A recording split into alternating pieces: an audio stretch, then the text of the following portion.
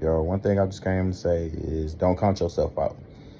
Sometimes in life we could be our biggest critics, and of course, with us being our biggest critics, we can hold ourselves back from some of our biggest blessings.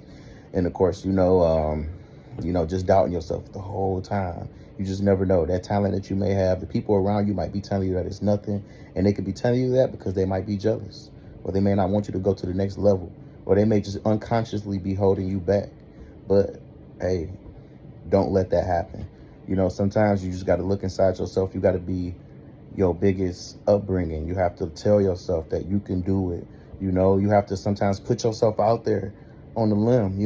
The best thing about, making it is that you have to be uncomfortable. I've never really known nobody to be comfortable when they had to go on that road to success. So, I'm going to just say that, you're going to have to be uncomfortable on that road.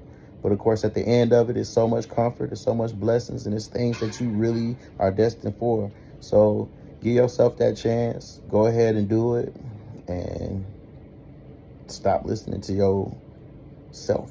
In a sense, you being your biggest critic. You could do it. I'm here to tell you that you could do it. You can really do it. I'm not gonna edit the video, no shit like that. But you can do it. If your siblings, if your family, if your parents not telling you, I'm here to tell you that you can do it. So go ahead, put yourself out there on the limb, give it your all. The best thing about trying something is you can always go back to square one if it don't work.